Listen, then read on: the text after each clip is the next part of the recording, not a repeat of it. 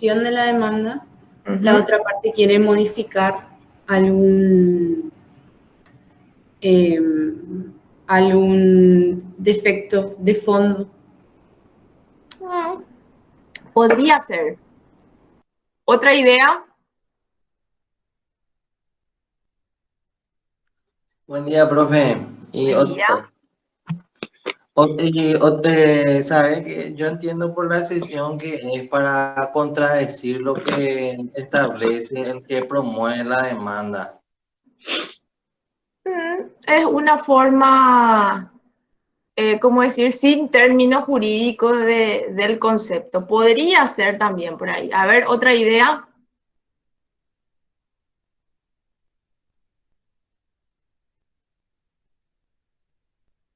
¿Quién me puede decir, chicos? No me decepcionen, por favor. Ustedes esto ya pasaron, ustedes esto ya aprendieron. ¿Qué es una excepción? Profesora, buen día. Buen día, César. Yo entiendo que bueno, no tengo ahora para buscar el concepto doctrinario, ¿verdad? Pero yo entiendo que las excepciones son como cuestionamientos previos que uno hace a la demanda presentada por la otra parte. Por Sí. ejemplo, la falta de personería, uno cree que no, el otro no tiene la acción que está reclamando que tiene. Entonces hace un cuestionamiento previo antes de que se trabe propiamente la demanda, ¿verdad? Perfecto. Entonces, ¿qué es una excepción? En primer lugar, tenemos que saber que la excepción es toda defensa procesal que opone, y ese es el término jurídico.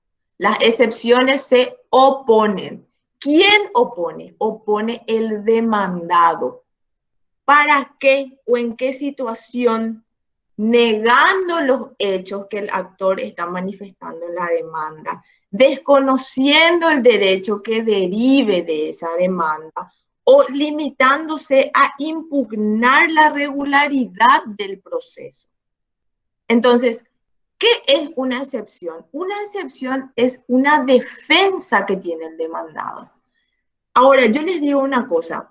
Cuando ustedes reciban, cuando les llame su cliente y les diga, doctor, me llegó esta notificación, lo primero que el abogado tiene que ver es, tiene que buscar los errores de la parte actora. ¿Qué quiere decir con buscar los errores? Ver si es que presentó ante juez competente la demanda. Ver si el demandante tiene personería para estar en juicio, ver si el demandante tiene legitimación activa, ver si es que lo que se está pidiendo en la demanda está en conceptos claros y precisos.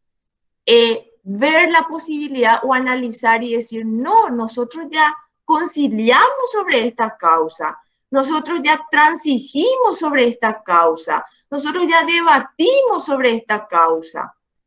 Tienen que analizar siempre, siempre. Y en primer lugar, como les digo, buscar ese error al que probablemente o quizás la parte demandante haya cometido. ¿Por qué? Porque el momento para que el demandado pueda oponer excepciones son en dos situaciones que vamos a leer, no se preocupen, yo le estoy haciendo como un resumen, como una idea. El demandado tiene dos momentos para defenderse oponiendo excepciones. Tiene el momento de hacerlo al contestar la demanda en el mismo escrito de contestación de la demanda, pero también puede defenderse oponiendo excepciones previas. ¿Qué significa?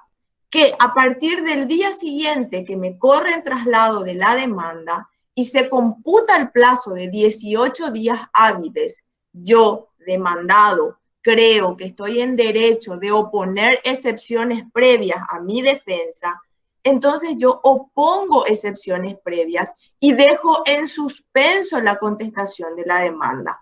Si yo demandado opongo una excepción previa, ¿qué pasa con el plazo para contestar la demanda? Se interrumpe hasta tanto se resuelva esa excepción previa que el demandado opuso. Entonces, ¿qué son las excepciones? Son defensas procesales que tiene el demandado. ¿Quién me puede leer el artículo 223, por favor? Yo, profe. Sí. Artículo 223. Forma de deducir los plazos y efectos. Las excepciones que se mencionan en el artículo siguiente se opondrán únicamente como de previo y especial pronunciamiento en un solo escrito y dentro del plazo para contestar la demanda o la reconvención en su caso. La oposición de excepciones interrumpirá el plazo para contestar la demanda. Nuestro derecho procesal discrimina clases de excepciones, ¿sí? Tenemos las excepciones dilatorias, tenemos las excepciones perentorias y tenemos las excepciones mixtas. ¿Alguien recuerda el concepto de estas excepciones? Profe, Sí. cuando dice se interrumpe significa que se empieza a contar otra vez después de uno, ¿verdad? Sí, señor. La interrupción y la suspensión son dos cosas distintas. Si hablamos de interrupción, significa que el plazo vuelve a computarse de nuevo. Si se suspende el plazo, significa que se reanuda el cómputo del plazo una vez que se resuelva algún tipo de cuestión. Aquí el artículo 223 en el segundo párrafo es clarísimo y dice: la oposición de excepciones interrumpirá el plazo para contestar la demanda.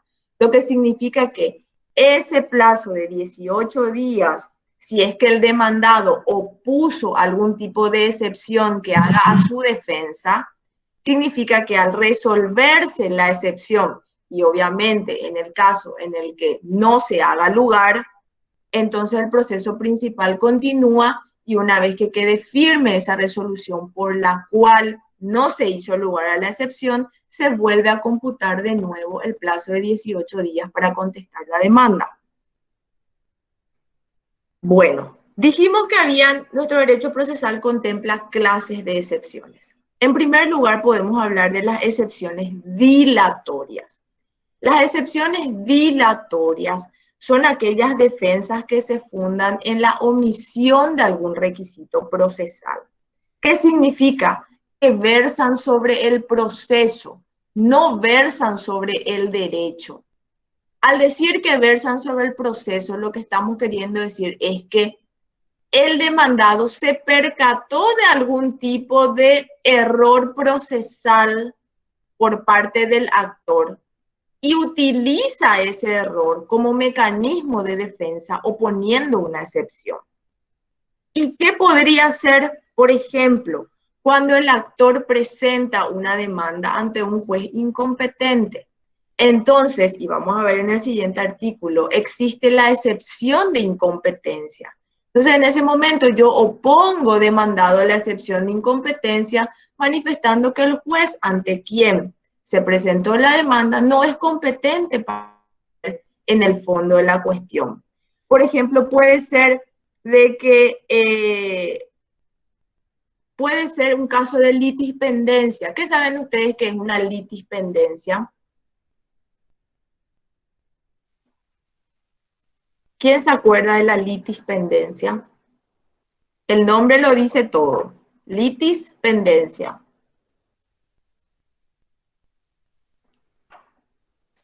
Fiorella, Mirna, no te escucho.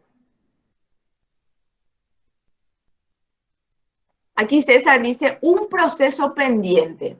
Puede ocurrir que cuando a mi demandado me llegue una cédula de notificación con una demanda que se presentó en mi contra, y yo diga, pero no, el mismo actor, la misma cosa, hay similitud entre el sujeto, objeto y la causa de la demanda. Y nosotros ya estamos discutiendo en otra circunscripción judicial o en otro juzgado.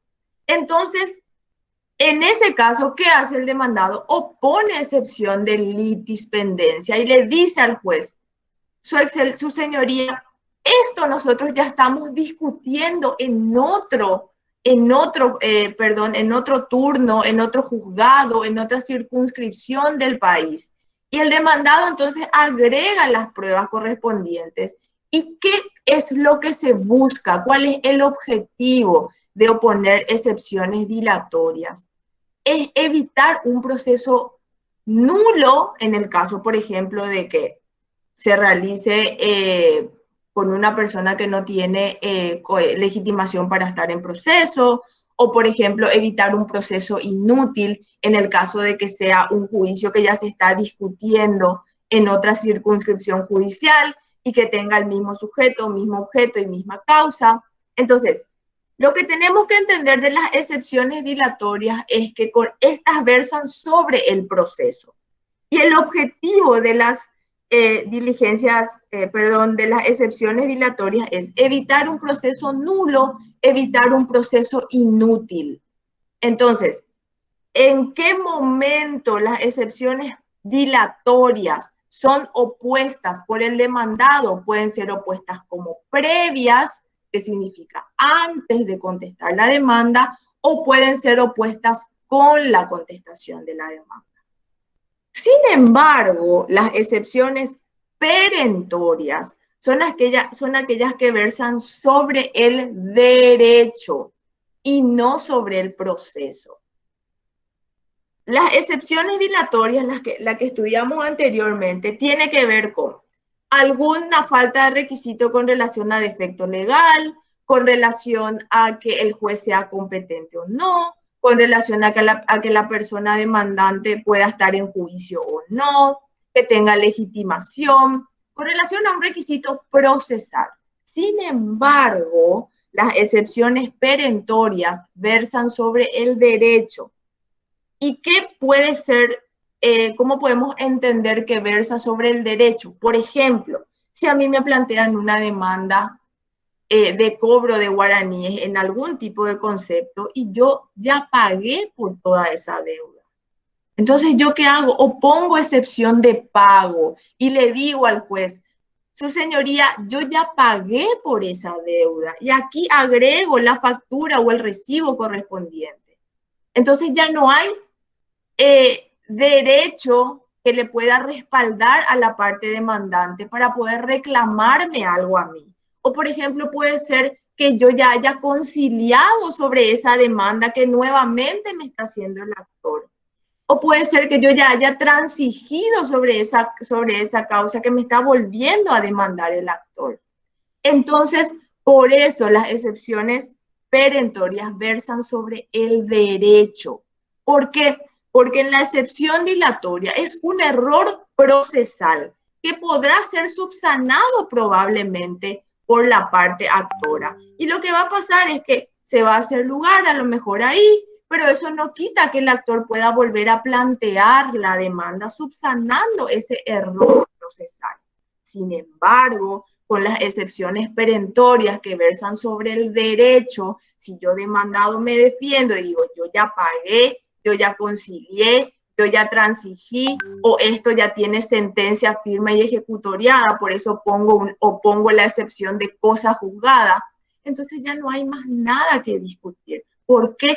Porque las excepciones perentorias tienen que ver con el derecho, ¿sí? Entonces, si hablamos de excepciones dilatorias, hablamos de la omisión de un requisito procesal. Buscamos el error de la parte actora. Sin embargo, si hablamos de excepciones perentorias, estamos hablando sobre el derecho, sobre lo que se está peticionando con relación al fondo de la cuestión en el marco de la demanda que nos está ocurriendo traslado. Y luego tenemos las excepciones mixtas, que así como su nombre lo dice, contemplan situaciones de las dilatorias y las perentorias. Entonces, las excepciones son defensas procesales que tiene el demandado. ¿En qué momento puede oponerlas el demandado? Puede oponerlas como previas o puede oponerlas al contestar la demanda. Si decimos como previa, significa que no contestó todavía la demanda o puso una excepción previa y la contestación de la demanda o el plazo de la contestación de la demanda quedó interrumpido.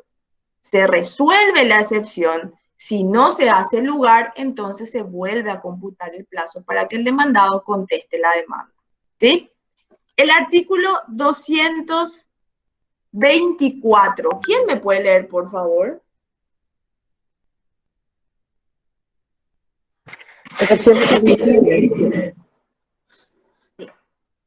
Vamos a ir inciso por inciso, ¿sí?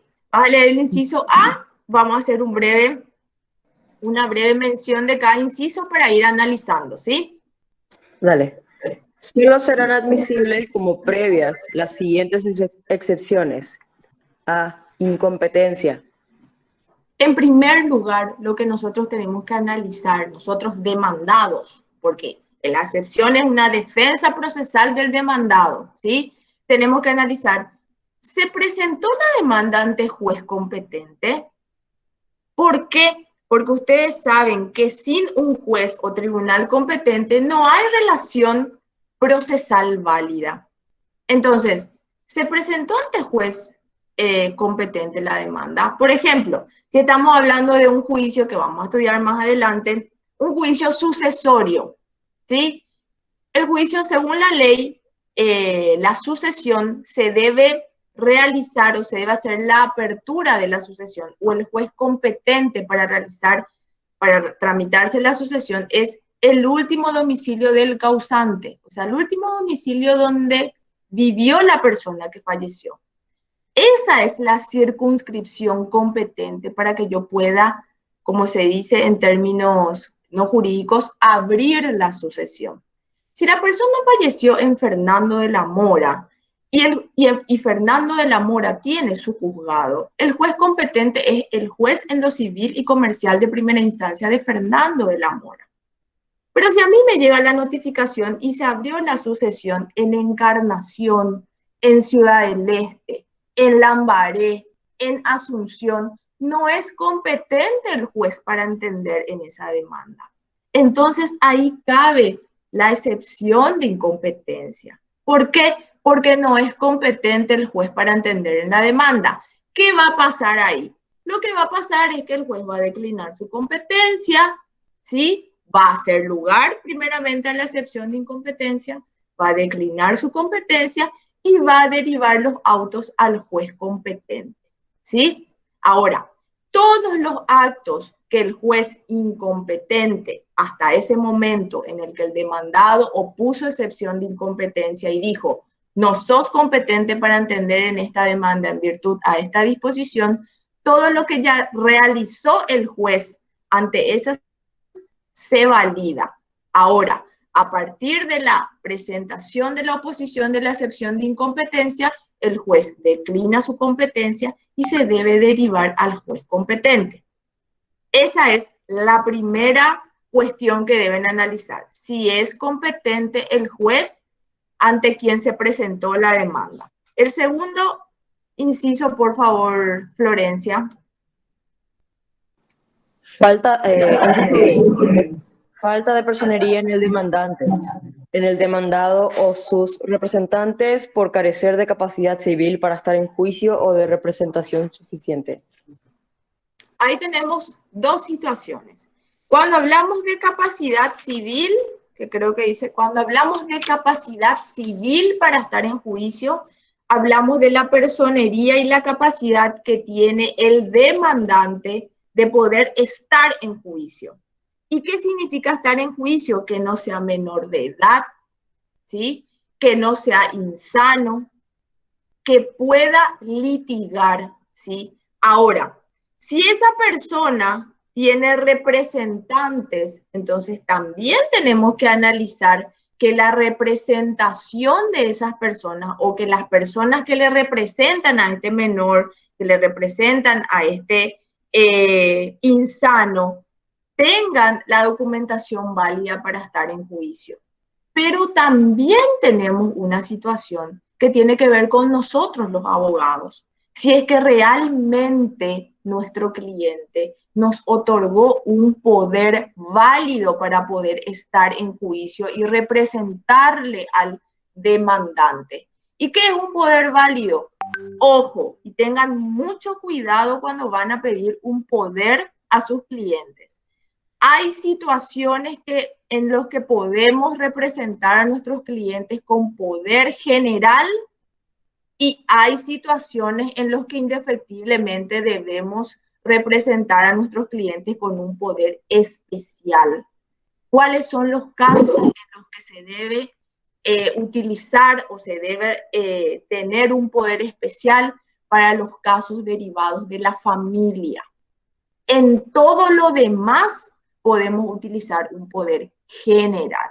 Entonces, ¿qué hace el demandado entonces en virtud al artículo B inciso B del artículo 224? Primero analiza la capacidad civil del que le está demandando. ¿Sí? Si puede demandarme, si es mayor de edad, si puede estar en juicio. Sí, César. ¿Cómo es un poder especial? O sea, ¿qué de especial tiene? Un poder especial dice, otorgo un poder especial a la abogada Silvia, otorgo poder a la abogada Silvia Casaxia para que especialmente me represente en el juicio de filiación.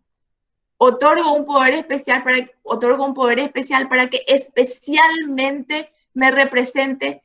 El poder especial individualiza el juicio en el único juicio en el cual el abogado le puede representar al cliente.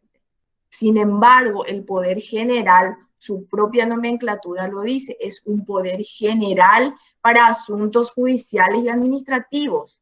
En todo yo puedo representarle a mi cliente si yo tengo un poder general. Sin embargo, si yo tengo un poder especial, solamente o especialmente puedo representarle en ese juicio que se menciona en el poder. Esa es la diferencia.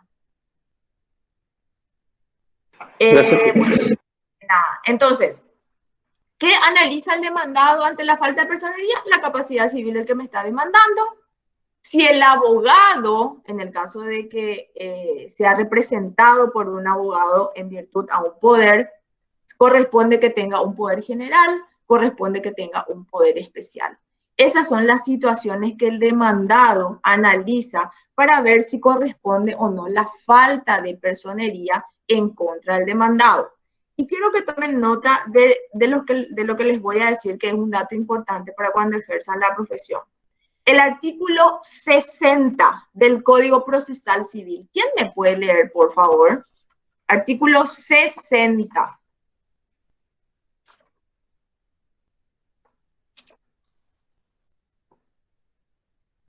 ¿Quién me puede leer el artículo 60? Yo, profe. Dale. Dice, artículo 60. Representación sin mandato. Sí. Dice, en casos urgentes podrá admitirse la comparecencia de juicio y los instrumentos que acrediten la personalidad, pero si no fuese representados y no se rectificara la gestión dentro del plazo de 30 días, será nulo todo lo actuado por el gestor y éste pagará las costas causadas, sin perjuicio de la responsabilidad de los daños ocasionados.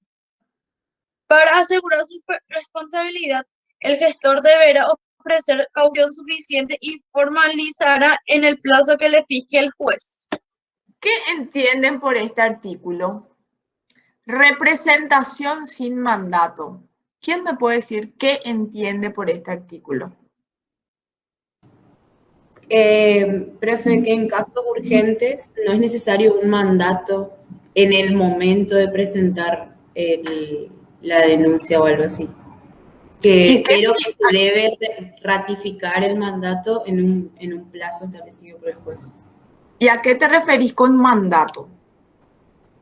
Con el permiso que le da el cliente al abogado de representarlo. ¿Y cómo se llama eso? El poder. El poder. Cuando ustedes vean una situación urgente, le llama a su cliente y le dice, doctor, doctora, tengo esta situación, me llegó esta notificación, no me avisaron y yo no sé si venció el plazo o no venció el plazo, dicen que me tengo que presentar y su cliente no está en el país o está en el interior o está imposibilitado de firmarle en ese momento un poder. Entonces ustedes pueden invocar el artículo 60 del Código Procesal Civil paraguayo y pueden intervenir con una representación sin mandato en nombre de su cliente. Pero para que puedan ser válidos todos los actos que ustedes realizaron y siguieron realizando en el marco de ese proceso, el código les establece un plazo y dice: en casos urgentes podrá admitirse la comparecencia en juicio sin los instrumentos que acrediten la personalidad. Eso significa sin presentar el poder correspondiente, ¿sí? Pero si no fueren presentados y no se ratificare la gestión dentro del plazo de 30 días, será nulo todo lo actuado por el gestor y éste pagará las costas causadas sin perjuicio de la responsabilidad por los daños ocasionados. Entonces, yo puedo salvarle la situación a mi cliente y puedo intervenir en el proceso en virtud al artículo 60 si yo todavía no tengo poder.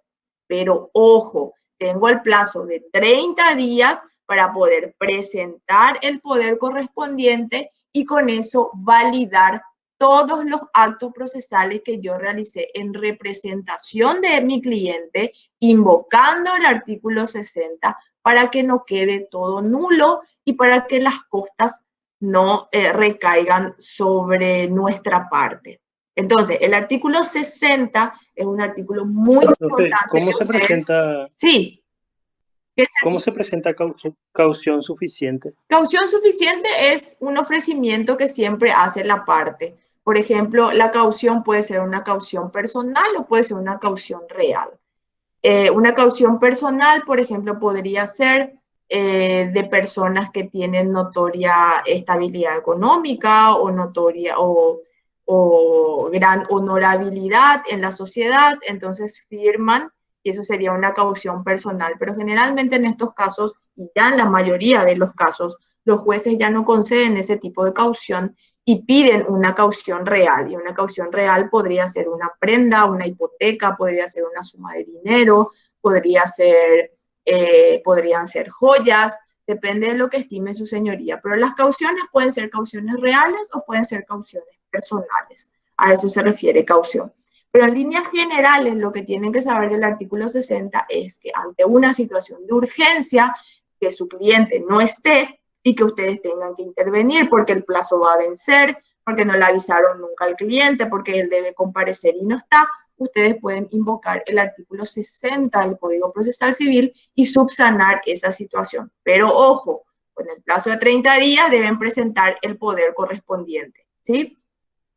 Ahora, el inciso C. Florencia, ¿puedes leer, por favor? Sí, profesora, un momentito, por favor. Inciso 3. Falta de acción del 224, ¿no? Sí. Falta de acción cuando fuere manifiesta sin perjuicio, en caso de no ocurrir esta última circunstancia, de que el juez la considere en la sentencia definitiva. Bueno, ¿qué es la falta de acción? ¿Qué creen ustedes que es la falta de acción? A ver, ¿quién me puede decir? ¿Qué es la falta de acción? ¿Cuándo yo puedo oponer una excepción de falta de acción para defenderme en contra del demandante?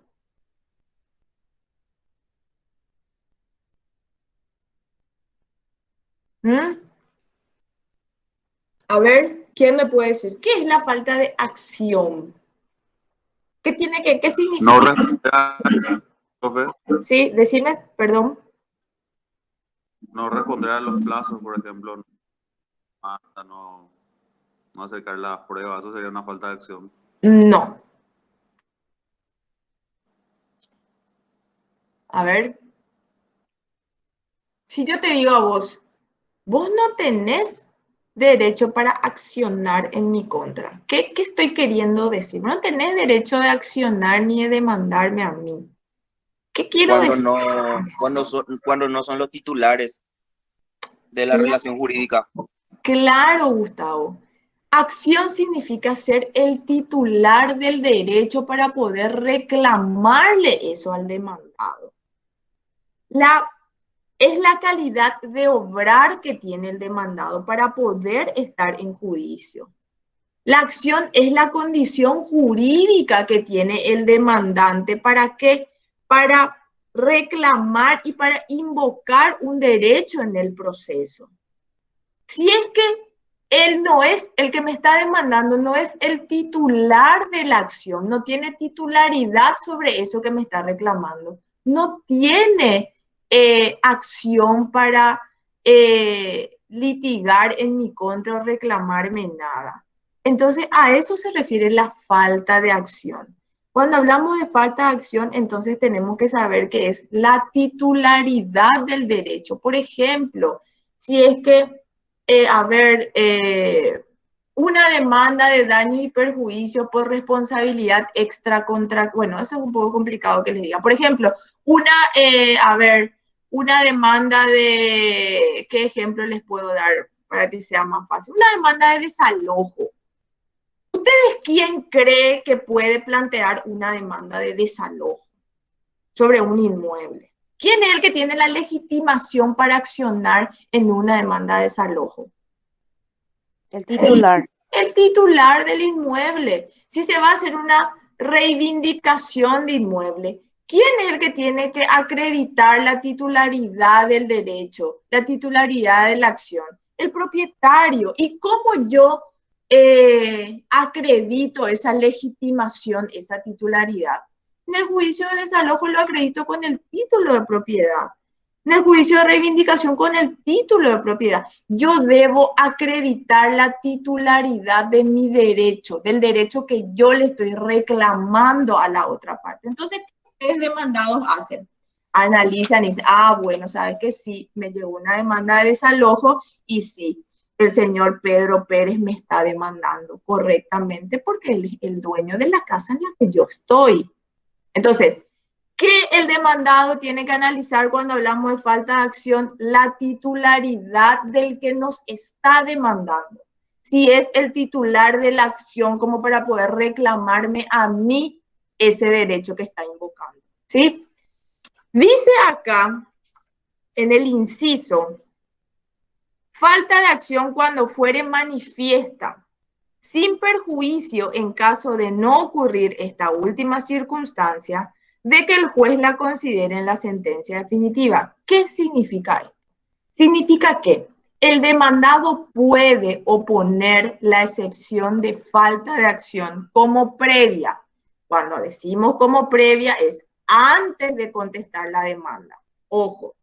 ¿Y qué pasa? El juez resuelve y no hace lugar a esa falta de acción. ¿Por qué? Porque dice que no se reúnen los elementos o hay un caso de duda. El juez fundamenta su resolución manifestando de que no se reunieron todos los elementos para crear la convicción en él y poder hacer lugar a esa falta de acción. Entonces, ¿qué significa? Que esa falta de acción no es manifiesta, no es tan simple de poder comprobar. Por ejemplo, con el ejemplo, valga la redundancia que les acabo de dar, no pasa solamente por comprobar por un título, no pasa solamente por comprobar por un contrato. Entonces, se hace más complicada el análisis por parte del juez para saber si realmente corresponde la falta de acción. Entonces, ¿qué hace el demandado? El demandado puede volver a oponer la excepción de falta de acción al contestar la demanda. Entonces, esa situación se va a resolver con la sentencia definitiva. Por eso dice el inciso C, falta de acción cuando fuere manifiesta. Cuando fuere manifiesta la falta de acción, significa que el demandado puede, con un simple documento que arrime, acreditar 100% que el demandante no tiene titularidad para demandarme. Ejemplo, el que les di, juicio de desalojo. Pero puede ocurrir que el demandado no tenga todo el caudal como para poder demostrar manifiestamente y con un simple documento que el que me está demandando no tiene acción para hacerlo. Entonces, en ese caso, si no es manifiesta o si el juzgado declaró de que no hace lugar a la excepción de falta de acción porque no es manifiesta, entonces el demandado lo puede volver a oponer al contestar la demanda. Eso quiere decir el inciso C cuando nos dice falta de acción cuando fuere manifiesta. Cuando fuere manifiesta no hay ningún problema. Oponemos la excepción de falta de acción antes de contestar la demanda, arrimamos el documento contundente que tenemos con relación a la situación de la acción o de la titularidad del demandante, entonces se hace lugar a la excepción. Pero puede ser de que lo que nosotros arrimemos al momento de presentar la excepción de falta de acción como manifiesta no sea suficiente. Entonces tenemos la oportunidad de volver a hacerlo o mejor dicho, al contestar la demanda, ¿sí? ¿Está claro ese punto? Sí, profe. ¿Sí? Sí, Bueno, la siguiente opción, perdón, el siguiente inciso. Florencia. Ya Sí, no estamos. profe. Sí. Sí, profe. El D. Sí. D. Litispendencia. La acción intentada ante un tribunal extranjero no importa litispendencia. Bueno, en primer lugar dice litispendencia, punto seguido. La acción intentada ante un tribunal extranjero no importa litispendencia. ¿Qué dijimos que es la litispendencia? Y enciendan sus cámaras. Fernando, César, Carmen, Florencia, Gustavo. ¿Qué es la litispendencia? Un proceso pendiente. Claro, un proceso pendiente. Un proceso pendiente que implican dos demandas. Una que ya se inició, pero que sigue pendiente de sentencia definitiva, ojo, y la otra que se volvió a iniciar y por la cual me volvieron a correr traslado. Entonces, estamos hablando de una coincidencia de sujeto, de objeto y de causa. Entonces le decimos, nos defendemos nosotros demandados y decimos, oponemos excepción de litispendencia. ¿Por qué? Porque, ¿me escuchan bien ustedes, chicos? Porque acá Sí, veo, profe. ¿me escuchan bien? Ah, bueno. Muy bien. Entonces, Sí, profe. ¿cuándo nosotros demandados nos podemos defender con una excepción de litispendencia? Como estábamos diciendo, estamos hablando de la presencia de dos juicios que tienen mismo sujeto, mismo objeto, misma causa.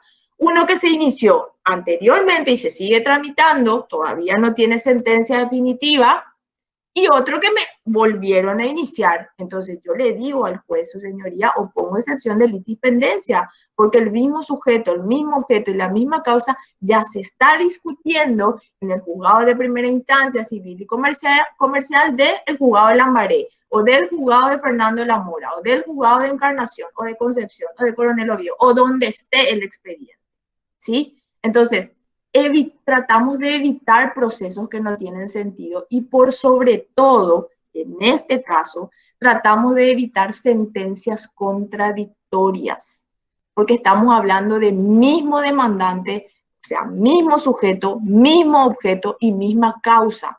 Entonces, tratamos de evitar que con relación a la misma circunstancia se puedan dictar sentencias contradictorias. Entonces, cuando yo demandado me defiendo con la excepción de litispendencia, cuando hay dos procesos que tienen la característica de que tengan mismo sujeto, mismo objeto, misma causa.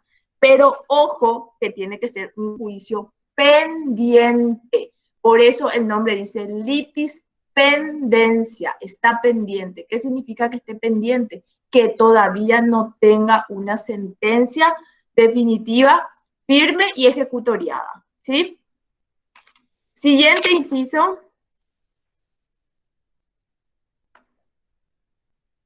Ya voy. Sí. ¿Dónde está Florencia? Florencia, se te ve todavía. Sí. Inciso E. Defecto legal en la forma de deducir la demanda. Sí. ¿Qué creen ustedes que puede significar defecto legal al momento de deducir la demanda?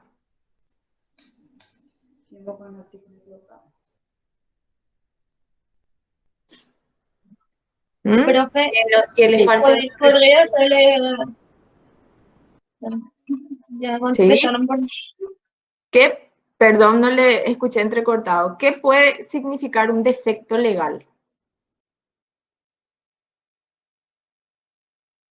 Profe, puede ser cuando hay duda, ¿Cuándo qué? cuando hay una duda del caso, digo yo. Sí. Defecto legal tiene que ver cuando la demanda que se promueve adolece de algún tipo de imperfección, de algún tipo de error. ¿Por qué? Porque el demandado tiene el derecho de saber y de entender realmente quién le demanda, por qué le demanda, qué es lo que le está reclamando. Y pueden haber ocasiones en donde la demanda adolece de oscuridad, de imperfección, de error. Entonces, ¿qué ejemplo les puedo dar de una situación como esta? Dice acá el código comentado, dice, por ejemplo, y les leo, se demanda a Juan y o Pedro. ¿Quién lo que es el demandado? ¿Juan y o Pedro? Hay una duda. Yo necesito que me aclaren, dice el demandado. ¿O es Juan o es Pedro? ¿Sí? O, por ejemplo, se denuncia mal el domicilio real del actor. O, por ejemplo, el actor no indica en el relato de sus hechos sobre qué o sobre en qué se concentra el derecho que está reclamando. Porque si ustedes se remiten al artículo 215 del Código Procesal Civil, y les voy a leer, en su artículo, en su inciso C, dice la designación precisa de lo que se demanda. Yo, demandante, debo explicar precisamente lo que estoy demandando. ¿Sí? Le estoy demandando a Silvia Casaxia por indemnización de daños y perjuicios. Le estoy demandando a Silvia Casaxia por resolución de contrato, por rescisión de contrato, por cumplimiento de contrato. Yo debo indicar precisamente, indicar precisamente a quién le demando. Debo indicar precisamente el domicilio de las partes. Debo indicar precisamente el objeto de la demanda. Debo indicar precisamente lo que estoy peticionando. Si a mí me corren traslado de una demanda y yo no entiendo qué es, a quién lo que le están demandando, qué es lo que están demandando, es confuso el escrito, entonces yo pongo excepción de defecto legal. ¿Por qué? Porque el escrito de demanda adolece de oscuridad, de imperfección, de errores. Se consignó mal mi nombre, o el ejemplo que dice el libro, y yo no sé si es Juan o si es Pedro. Entonces, básicamente, la excepción de defecto legal, como lo dice su nombre, tiene que ver con alguna imperfección o algún tipo de error que hace que el demandado no sepa claramente qué es lo que le están reclamando. ¿Por qué? Porque el demandado tiene el derecho, ¿sí?, de saber y de entender qué es lo que le están reclamando. ¿Para qué? Para poder defenderse como corresponde en el plazo que la ley le otorga, ¿sí?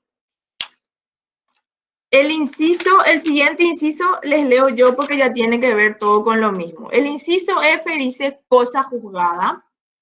El inciso G dice pago, transacción, conciliación, desistimiento de la acción y prescripción cuando pudieran resolverse como de puro derecho. Inciso H, convenio arbitral. Inciso I, arraigo. Y el J, las defensas temporarias que se consagran en las leyes. ¿Qué entienden ustedes por cosa juzgada?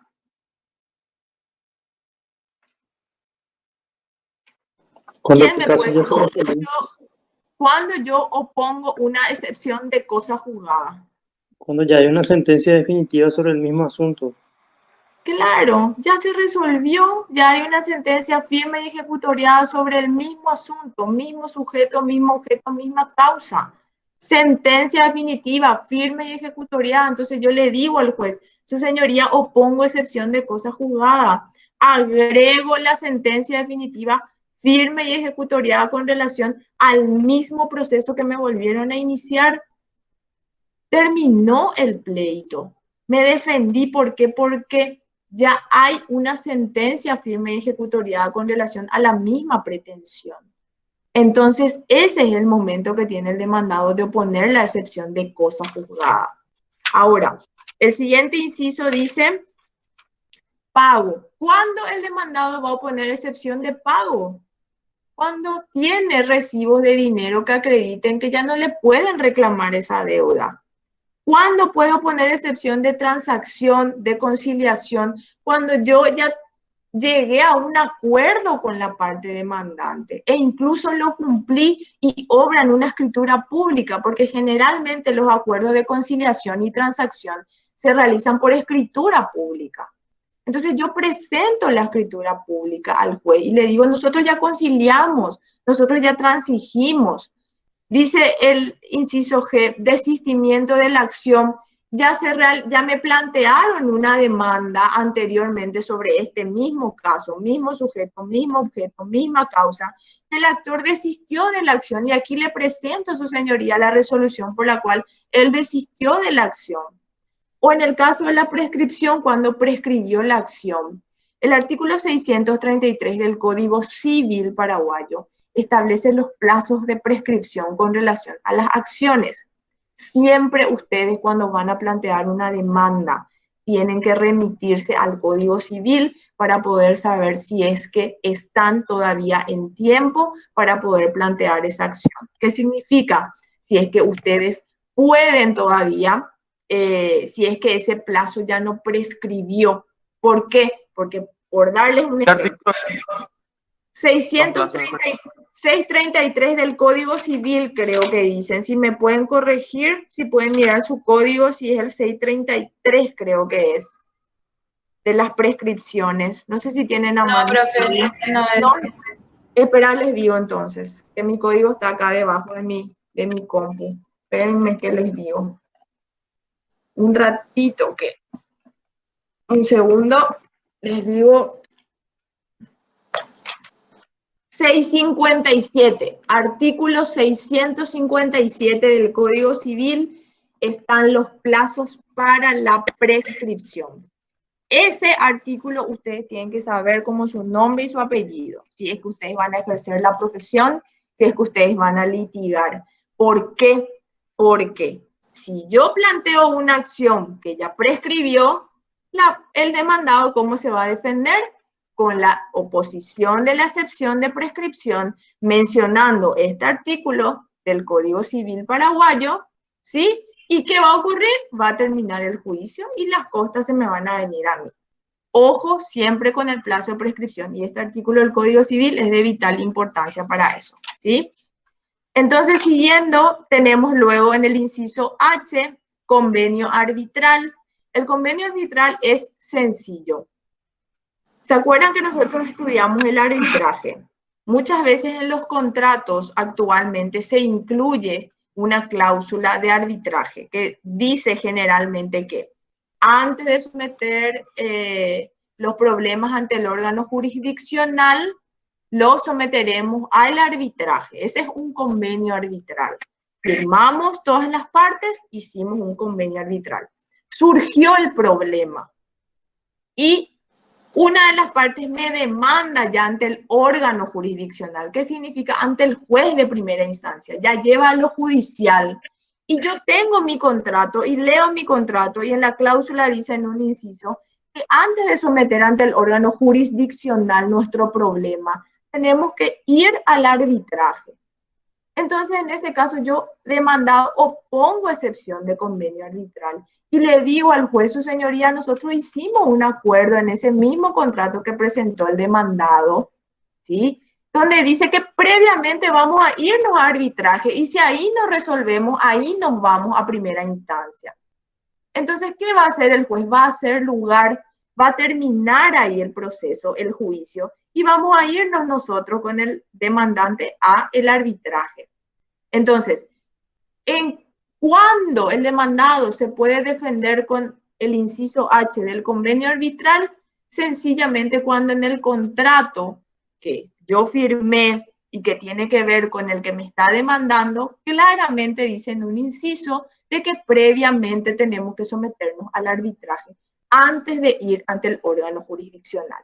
Ahora, si yo demandado no opongo la excepción de convenio arbitral en el momento procesal oportuno y me defiendo de esa manera, significa que yo estoy consintiendo de que ya sometamos nuestro problema ante el órgano jurisdiccional. ¿Sí? El siguiente inciso dice arraigo, que lo vamos a ver más adelante. Y el inciso J dice defensas temporarias que se consagran en las leyes, que también lo vamos a ver en un artículo siguiente. Hasta acá, ¿cómo estamos? Bien, terminamos. Profe. Estamos bien, profe. Solamente que yo me quedé sin energía eléctrica, me estoy conectando a mi celular. Ah, ¿en serio? Ay, bueno, perdón. Bueno, se va a quedar grabada la clase, chicos, y yo voy a levantar Sí, toda la profe, ya que la compañera tocó ese tema, varios Sí. compañeros se estuvieron reportando y diciendo de que están sin wifi, sin internet, sin energía eléctrica. Pongo a consideración tuya.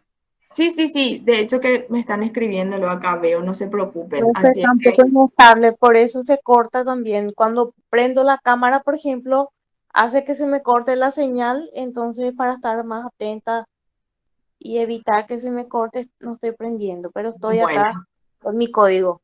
bueno, o sea, independientemente que yo le esté controlando a ustedes, que si están o que no están, es al solo efecto de que ustedes traten de aprovechar este corto tiempo que tenemos, porque si se da, cada puntito que dice el código es un punto importante. No sé si me explico. Por cada puntito, imagínense, nosotros estamos desentrañando un solo artículo. ¿Y cuánto tiempo nos está llevando si ustedes se ponen a dimensionar, ¿verdad? ¿Qué es Casi lo que una hora ya. Claro, ¿qué es lo que les quiero decir? De que necesito que ustedes me presten atención para que puedan comprender, y sí, porque el proceso significa comprender, ¿sí? Entonces, si hay algo que ustedes no logran captar, y vamos a repetir las veces que sean necesarias, pero esta materia no van a poder ustedes sentarse a estudiar solos. Necesitan una orientación, necesitan que alguien les indique qué significa cada situación. ¿Por qué? Porque ustedes aún no litigan, ustedes aún no conocen de expedientes, entonces es más difícil. Entonces, por eso es importante que que traten de, como les dije hace rato, crear un ambiente en sus casas o en sus oficinas o donde estén, para poder tratar de entender qué es lo que estamos estudiando, porque no es difícil, pero es una materia de mucha información. Cada puntito, cada artículo que nosotros vayamos estudiando implica mucha información. Entonces es de vital importancia que podamos seguir juntos y podamos ir juntos en el desarrollo de lo que es nuestro programa. ¿Sí? Nuestra clase termina a 9:30 recién, ¿verdad? Sí, bueno, vamos a seguir entonces. Artículo 225. Tengo una pregunta. Sí, César. ¿Qué es el recurso de reposición? En el inciso B te iba a preguntar, pero como estaba muy... ¿Qué me pasó? Inciso B. A ver, Dice, déjame. el demandante hará valer esta excepción por la vía del recurso de reposición, dice. Inciso B del 224, ¿verdad? Sí. Bueno, el recurso de reposición, y me voy a adelantar muchísimo, por eso no les quise ni tocar ese punto, porque solamente lo van a entender cuando desarrollemos esa lección, que no sé luego en qué artículo está nuestro programa recursos. El recurso de reposición es el recurso que se interpone o que se presenta ante el juez para que el mismo pueda revocar por contrario imperio lo que realizó, lo que emitió en esa providencia. Entonces, mucho no les voy a poder ahondar todavía porque no van a comprender la finalidad en sí del recurso de reposición, pero lo que aquí nos quiere decir el artículo básicamente es la falta de personería en el demandante, ¿sí? La falta de personería en el demandante, que es el que me demanda, en el demandado o sus representantes por carecer de capacidad civil para estar en juicio o de representación suficiente. El demandante hará hacer valer esta excepción por la vía del recurso de reposición. ¿Quién es el que plantea el que opone la excepción? El demandado.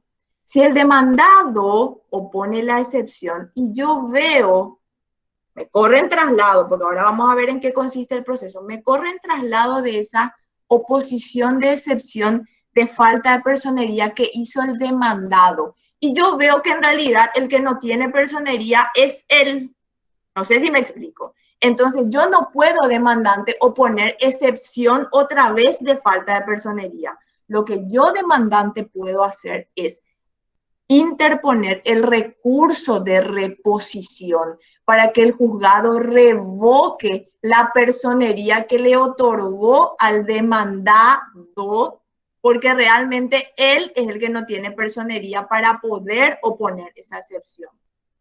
Es un poco complicado porque todavía no van a entender porque no estamos estudiando todavía el recurso de reposición. Pero ¿qué es lo que nos quiere decir? Que el demandante también se puede defender, porque estamos hablando de que la oposición, perdón, de que la excepción es una defensa procesal que tiene el demandado, ¿sí? Y el inciso B le da la oportunidad al demandante de que también se defienda en el caso de que cuando el demandado opone excepción de falta de personería, realmente sea el demandado el que no la tiene. Entonces, como el demandante no puede hacer volver a oponer una excepción de falta de personería, el recurso que tiene para que se revoque eso es el recurso de reposición. Es un elemento procesal que le queda al demandante, porque si no vamos a estar en oposición de excepciones del demandado, oposición de excepciones del demandante, después trae oposición de excepciones del demandado y no va a concluir nunca. Entonces, siempre cuando hablamos de excepciones, hablamos de la defensa procesal que tiene el demandado. Pero en este inciso B, cuando el demandante me corre en traslado de la excepción que opuso el demandado y yo me doy cuenta que es él el que no tiene la personería, entonces como yo demandante ya no puedo oponer excepción de falta de personería, lo que hago es interpongo un recurso de reposición. ¿Sí? Que cuando estudiemos el recurso de reposición entenderán mejor en qué consiste. Pero anoten ahí en su código remitirme cuando estudiemos el recurso de reposición, y cuando estudiemos el recurso de reposición nos vamos a remitir a este artículo, a este inciso, y ahí entenderán mejor cómo se sustancia el proceso. Pero básicamente lo que aquí nos quiere decir este inciso B es que el demandado también tiene la oportunidad de defenderse. Pero en el caso de que el demandante que me opuso la excepción de falta de personería, a mí, demandante, sea el que realmente no tiene la personería. Entonces yo también tengo cómo defenderme en ese caso. ¿Sí?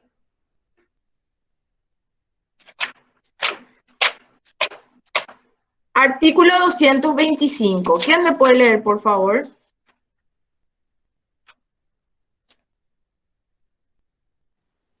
Artículo 225. Procedencia de la disposición de arraigo y caución. ¿Ese, profe? Sí, procedencia de la excepción. Procederá la excepción de arraigo por las responsabilidades inherentes a la demanda si el demandante no tuviere domicilio en la República. El juez decidirá el monto y la clase de caución que deberá prestar el actor y determinará prudencialmente el plazo dentro del cual deberá hacerlo.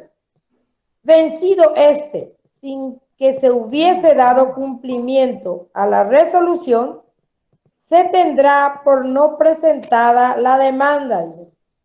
Sí. Este artículo es clarísimo. Esto se da en el caso de que tengamos demandas planteadas por extranjeros. Mirna, ¿no puedes apagar tu micrófono, por favor? Sí, bro. Ahí porque me escucho en eco. Procederá a la excepción de arraigo por las responsabilidades inherentes a la demanda si el demandante no tuviera domicilio en la República. ¿Qué significa? Que es una persona que circunstancialmente se encuentra por nuestro país, ¿sí? No tiene domicilio, no tiene establecimiento industrial, no tiene empresas, no tiene un asiento aquí en nuestro territorio, pero quiere someter su pretensión ante el órgano jurisdiccional. Y ustedes saben que someter la pretensión o plantear una demanda implican costas. Entonces, ¿qué hace el juez? El juez, ante el caso de, bueno, vamos a hacernos la película. Me demandan a mí, ¿sí? Y yo analizo que el demandante no tiene arraigo en el sentido de que es un extranjero que circunstancialmente está en el país. Entonces yo opongo excepción de arraigo y le manifiesto a su señoría de que el señor fulano de tal, demandante o actor, no posee arraigo en la República del Paraguay, por lo que yo no tengo certeza de quién, yo no tengo, ¿cómo decirle? Yo no tengo la posibilidad de que él se pueda hacer cargo de las futuras costas que se pueden generar en el juicio, porque él no tiene bienes en el país, no tiene establecimientos en el país, no tiene asiento en el país. Y cualquier demanda que se plantee genera costas. Entonces yo demandado necesito la garantía de que en el caso que yo gane el pleito, porque yo me voy a defender y yo creo que estoy en mi derecho, alguien o algo se haga cargo de las costas que se van a generar en el proceso. Por eso es que dice en el segundo párrafo, el juez decidirá el monto y la clase de caución que deberá prestar el actor y determinará prudencialmente el plazo dentro del cual deberá hacerlo. Vencido este, sin que se hubiese dado cumplimiento a la resolución, se tendrá por no presentada la demanda. Cuando el demandado opone excepción de arraigo y el juez hace lugar a esa excepción de arraigo, establece en su resolución qué caución debe prestar el demandante. Generalmente la caución es real, que significa una hipoteca, una prenda, sumas de dinero. Entonces el juez establece un plazo para que el demandante presente eso como garantía de que en el caso de que él pierda, entonces el demandado tiene la posibilidad de que las costas del juicio y los honorarios de los abogados se cubra con la caución que está presentando esta persona, el demandante, por no tener arraigo en nuestro país. Ahora, si es que el demandante no lo presenta en el plazo que el juez establece, se tiene por no presentada la demanda. Eso significa arraigo. Arraigo de la persona que no tiene, valga la redundancia, raíces. Ustedes saben que el arraigo significa las raíces que nosotros tenemos, lo que nos ataja en cada lugar, nuestro trabajo, nuestra casa, nuestra empresa, nuestros bienes. Ese es el arraigo que nosotros tenemos. Y cuando nosotros recibimos una demanda de una persona que no tiene arraigo, entonces el demandado puede oponer la excepción de arraigo para que el juez pueda establecer una caución y para que en caso de que el demandante pierda la demanda, esa caución que está ahí se pueda hacer cargo de todos los costos y costas que genera el juicio. ¿Sí? El siguiente artículo 226, ¿me podés leer, Paola?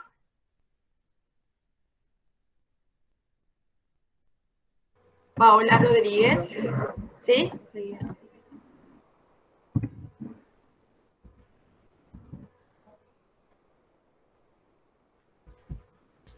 Improcedencia de la excepción de arraigo.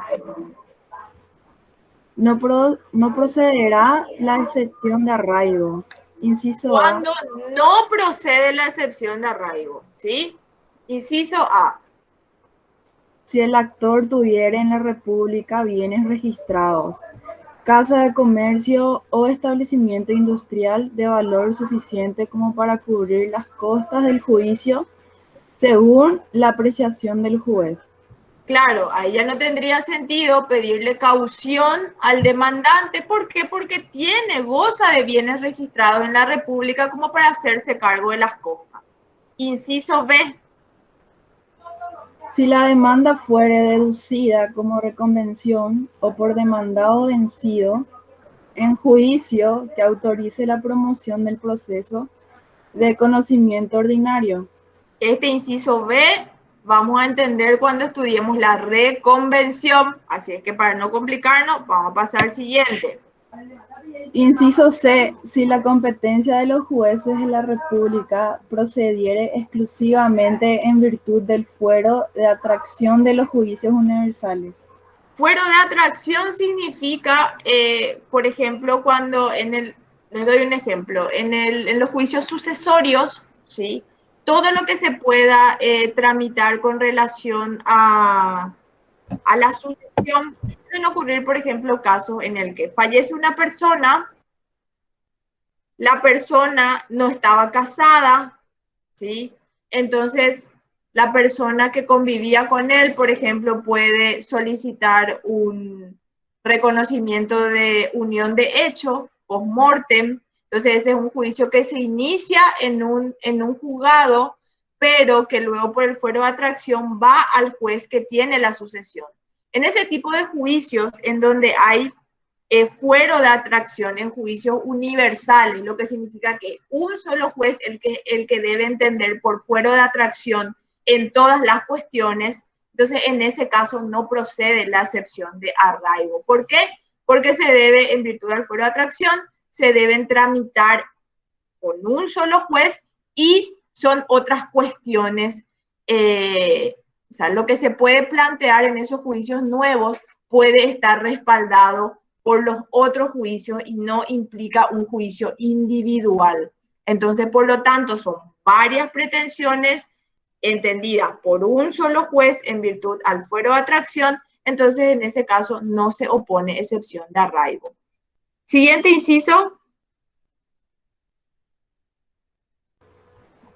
Ya se fue Paola, creo, ¿verdad? Inciso D. Si se hubiere pactado la competencia de los jueces de la República y si el actor nacional ejerciera una función oficial en el extranjero. Claro, estos puntos, inciso A, B, C, D, E, son situaciones en las que no procede la excepción de arraigo. Lo que tenemos que entender es que cuando procede, y es el clásico, la excepción de arraigo, cuando el que nos está demandando carece de bienes registrados en la República del Paraguay como para hacerse responsable de los costos y de las costas que genere el juicio. Y se excepcionan estos 5 puntos que están aquí en el inciso 226. Cuando habla si el actor nacional ejerciera una función oficial en el extranjero, obviamente que no corresponde. Si se hubiera pactado la competencia de los jueces de la República, tampoco corresponde. Este artículo 226, lo que ustedes siempre tienen que analizar si van a oponer una excepción de arraigo, es que primero el demandante no se encuentre en ninguno de estos incisos del 226. Si no se encuentra ninguno de estos incisos, corresponderá la excepción de arraigo. Un ratito voy a... Perdón, chicos. Me estoy quedando sin batería. Ahí. Entonces, la excepción de arraigo es una garantía que necesita el demandado para que el actor garantice de que se va a hacer cargo de todos los costos y las costas del juicio en el caso de que pierda. ¿Sí? Artículo 227. ¿Quién me puede leer, por favor? César, ¿puedes leer el artículo 227? Planteamiento de las excepciones y traslado. Con el escrito en que se opusieren las excepciones, se agregará toda la prueba documental y se ofrecerá la restante. De todo ello, se dará traslado al actor por 6 días, quien deberá cumplir con idéntico requisito. Bueno, este ya es el proceso, cómo se tramitan las excepciones. Sabemos que las excepciones son los medios de defensa que tiene el demandado. Sabemos que las excepciones podemos oponerlas previamente. Si la oponemos previamente, se interrumpe el plazo para contestar la demanda. Si la oponemos con la contestación de la demanda, bueno, ya contestamos también la demanda, ¿verdad? Entonces, con el escrito en que se opusieren las excepciones se agregará toda la prueba documental y se ofrecerá la restante. Al momento que yo opongo excepción, cualquier tipo de excepción contemplado en el Código Procesal Civil, debo agregar la prueba documental. Ustedes saben de qué. Cuando presenten una demanda, cuando opongan excepciones, cuando presenten incidentes, siempre, siempre, siempre la prueba documental. Es el único momento procesal oportuno que tienen para agregar la prueba documental.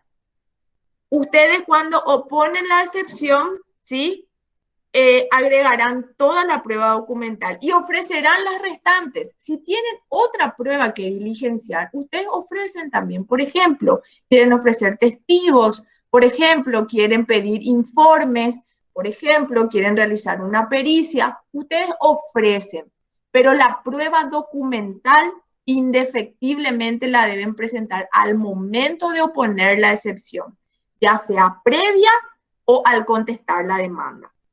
De todo ello se dará traslado al actor por 6 días, quien deberá cumplir con idéntico requisito. De la oposición de excepción que nosotros hacemos, se le corre traslado con toda la prueba documental al demandante, que es el excepcionado. Cuando yo opongo excepción, soy el excepcionante y la otra parte se convierte en excepcionado. El excepcionado recibe todo lo que yo excepcionante opuse y tiene el plazo de 6 días para poder contestar y para poder agregar la prueba que crea, que genera o que haga valer su derecho. Entonces, el trámite es el siguiente. Desde el momento que yo opongo excepción como mecanismo de defensa, de eso se le corre traslado a la otra parte por el plazo de 6 días. En el plazo de 6 días, el excepcionado lo debe contestar y debe arrimar toda la prueba documental que hace a su derecho y también debe ofrecer las demás pruebas. Ese es el trámite. Ahora, esa notificación que se realiza del excepcionante al excepcionado de la excepción opuesta se realiza por cédula de notificación. Ahora nosotros estamos con todo un tema en el fuero civil. ¿Por qué? Porque ustedes sabrán de que ya tenemos expedientes electrónicos y que una vez que nosotros ya estamos vinculados al sistema en los expedientes y nos llegan las notificaciones a nuestro expediente electrónico, ya hay jurisprudencia de la Corte Suprema de Justicia que dice que el cómputo se genera a partir del día siguiente de esa notificación electrónica. Cuando ustedes ejerzan la profesión, tengan mucho, mucho cuidado con las notificaciones electrónicas, porque este código que nosotros estamos estudiando no prevé ya esas situaciones de tecnología de la cual hoy ya somos testigos y partícipes. Entonces, hay notificaciones que indefectiblemente se deben hacer por cédula. ¿Por cédula qué significa? Que el ujier notificador se va a ir a tu casa, va a tocar el timbre y te va a entregar en formato papel, te va a entregar la demanda y toda la prueba documental que se te está corriendo traslado. Pero hay situaciones que, aunque el Código Procesal nos diga que se realizan por cédula, en la práctica ya se están realizando de manera electrónica. Eso a los efectos de que ustedes tengan en cuenta el día de mañana, ¿sí? Y puedan... un segundo, ¿qué pasa? Puedan tener en cuenta a los efectos del cómputo del plazo, ¿sí? ¿Me dan un segundo, chicos? Un minutito, por favor. Claro que sí, profe.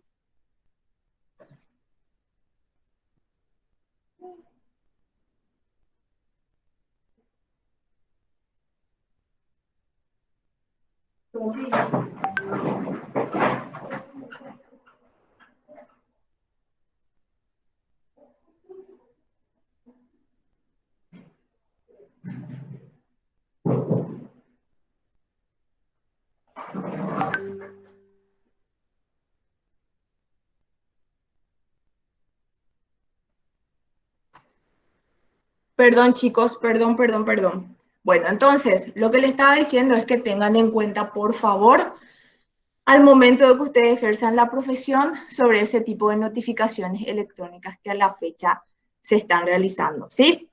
Siguiente artículo, 228. ¿Quién me puede leer, por favor? 228. Requisito de admisión.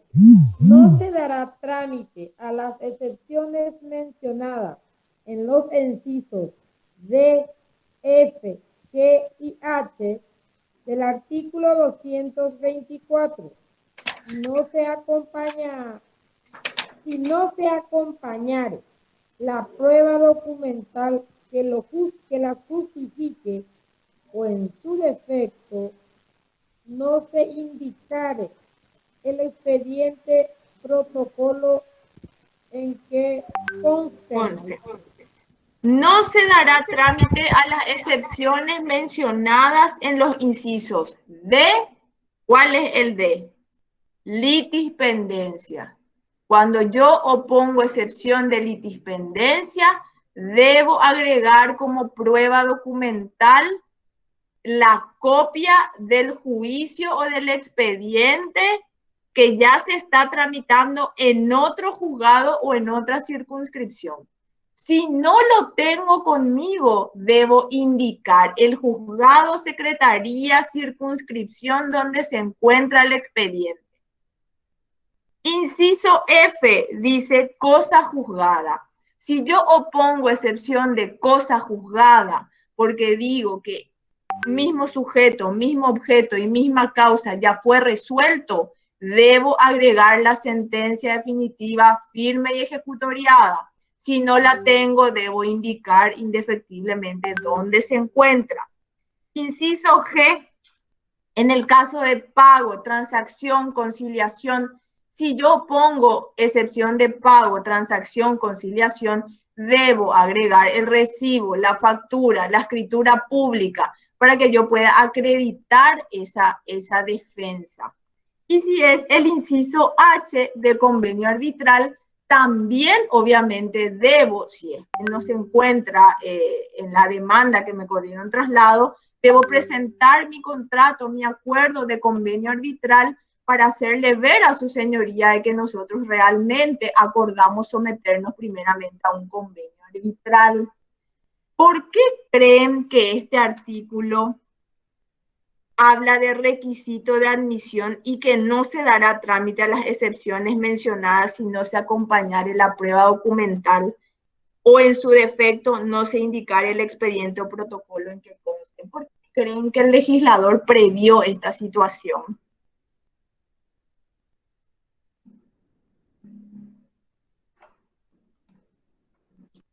¿Por qué creen que podría ser?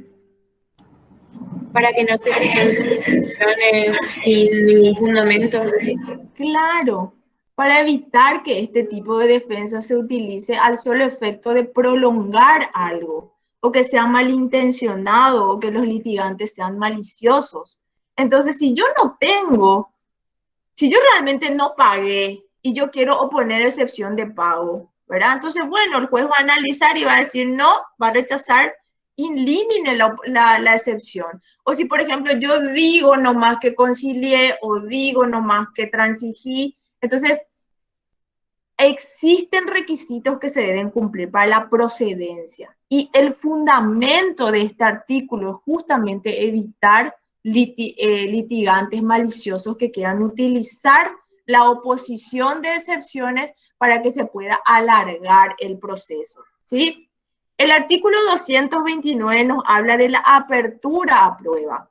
La excepción se abre a prueba. la excepción es como un mini juicio que nosotros estamos realizando dentro de nuestro proceso principal. Y dice el 229, si el juez lo estimare necesario, abrirá a prueba la excepción y se procederá conforme a lo dispuesto para los incidentes en general. En caso contrario, dictará resolución sin más trámites. Si el juez, una vez que se opone la excepción, se le corre traslado al excepcionado, se ofrecieron pruebas y el juez cree de que es necesario que se sustancien y que se diligencien esas pruebas, que pueden ser testificales, que pueden ser periciales, que pueden ser de informes, entonces se abre a prueba la excepción por el plazo de 10 días.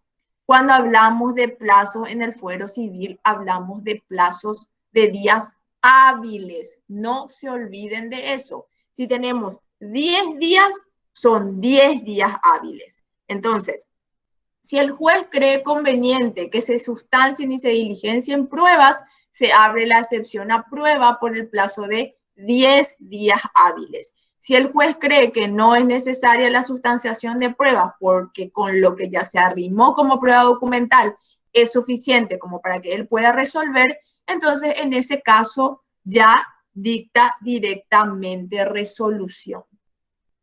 Artículo 230. ¿Quién me puede leer, por favor? A ver. Alex, ¿me puedes leer, por favor? Hola, sí, pues. Sí, 230, por favor. Ok. Efectos que desestime la excepción de incompetencia.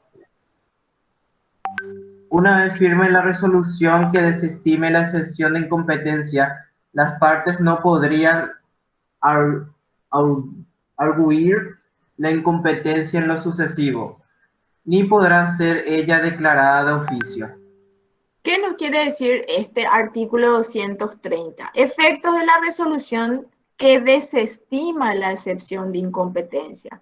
Si el demandado opuso excepción de incompetencia, se corrió traslado, se contestó y el juez resolvió que él es el competente para poder entender en ese juicio. Más adelante ya no se puede discutir la competencia del juez. Es eso lo que nos quiere decir. Una vez firme la resolución que desestime la excepción de incompetencia, las partes no podrán arguir la incompetencia en lo sucesivo. Ya no van a poder discutir la competencia del magistrado porque eso ya quedó resuelto. Entonces, una vez que cuestionamos la competencia, opusimos la excepción de incompetencia, se corrió traslado al excepcionado, se contestó, el juez resolvió de que es el competente, entonces ya no hay más nada que discutir con relación a la competencia del juez. Artículo 231 dice resolución y recurso. El juez resolverá previamente la incompetencia y la litispendencia. Dice la primera parte. ¿Por qué creen de que dice que el juez resolverá previamente la incompetencia y la litispendencia? Piensen un poquito. ¿Por qué creen que primeramente el juez resolverá previamente la incompetencia y la litispendencia? ¿Por qué creen que primero luego tiene que resolver el juez sobre la excepción de incompetencia? Para economizar tiempo. Porque si a mitad o finalizando el juicio uno se da cuenta de que no tenía incompetencia, es un esfuerzo perdido. Sí, pero la concepción que nos quiere decir este artículo es que primeramente para que yo pueda resolver las otras cuestiones, porque ojo, no significa que yo demandado puedo oponer una excepción nomás. Si es que yo tengo varias excepciones que hacen a mi derecho y a mi defensa, yo en un mismo escrito puedo oponer excepción de incompetencia y de defecto legal, excepción de incompetencia y falta de personería, excepción de incompetencia y de litispendencia. Pero ¿por qué primero el juez debe resolver sobre su competencia? Porque el juez primero tiene que saber si es competente para poder resolver sobre todas las otras excepciones que se están oponiendo.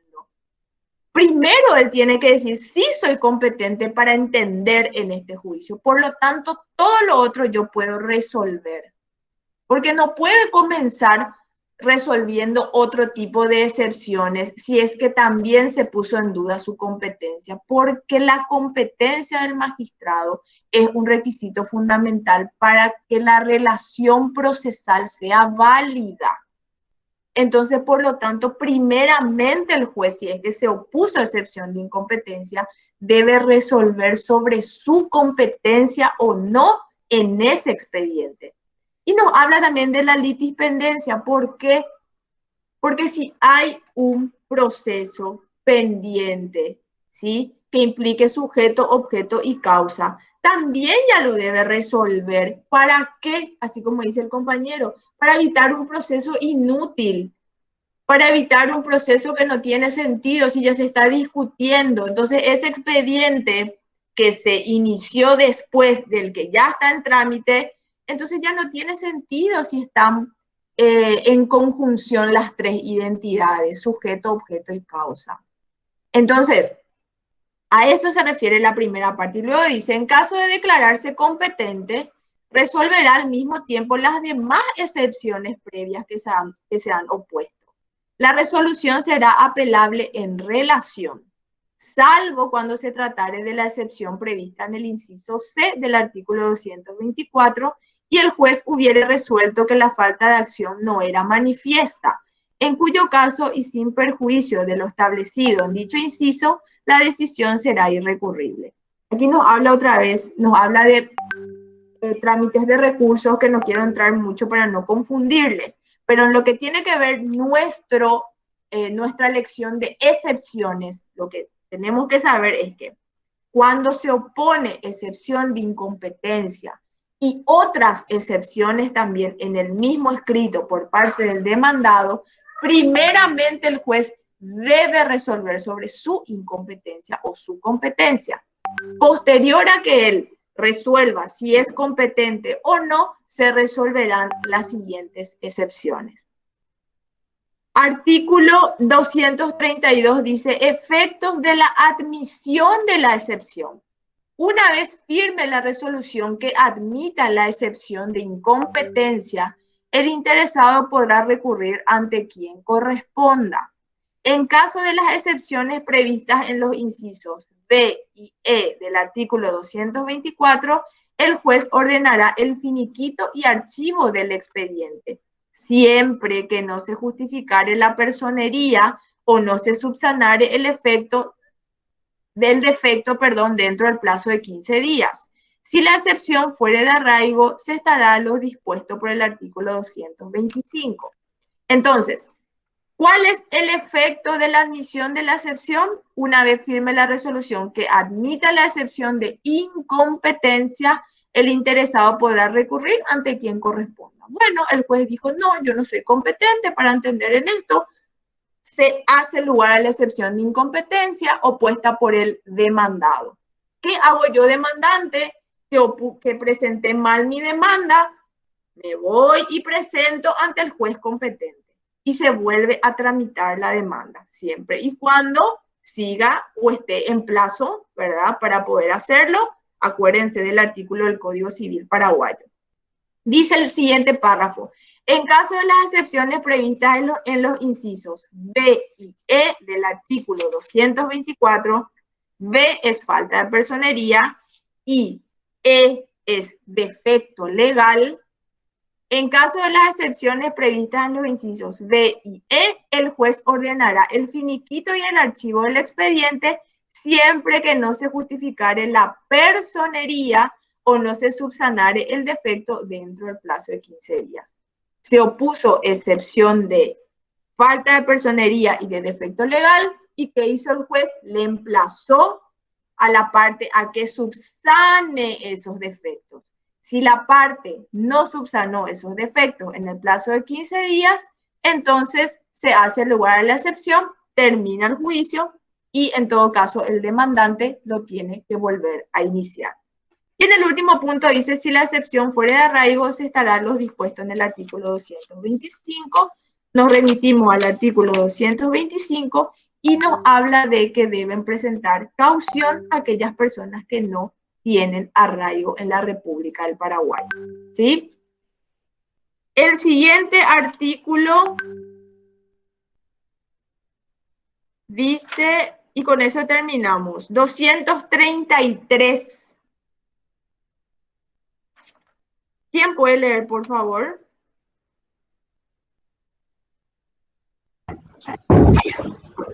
Artículo 233, facultad del demandado. El demandado podrá hacer valer en la contestación de la demanda como medios generales de defensa las excepciones destinadas a producir la extensión de la acción o el rechazo de la pretensión que no hayan sido admitidas y juzgadas como previas.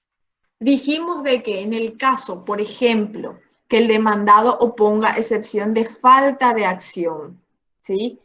Como una excepción previa y que el juez resuelva y diga, no es suficiente lo que se arrimó como para que yo pueda hacer lugar a la falta de acción. Entonces el demandado tiene la oportunidad de volver a oponer la excepción de falta de acción como medio general de defensa al contestar la demanda. ¿Cuál es la diferencia entre oponer las excepciones previas y oponer la excepción al contestar la demanda? Si el demandado opone excepciones previas, significa que se tienen que resolver previamente antes de que continúe el proceso principal.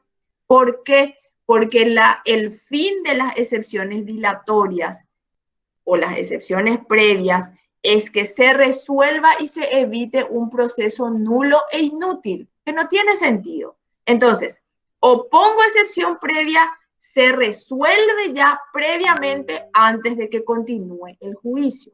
Ahora, si yo opongo excepción con la contestación de la demanda, la resolución o cuándo se va a resolver esa excepción que yo opuse como medio general de defensa con la contestación de la demanda, se va a resolver recién con la sentencia definitiva, lo que significa que se va a desarrollar todo el proceso de conocimiento ordinario, vamos a llegar a auto para sentencia, cuando salga la sentencia de primera instancia, ahí se resolverá la excepción que yo opuse. ¿Por qué? Porque no la opuse como previa. Entonces, esas son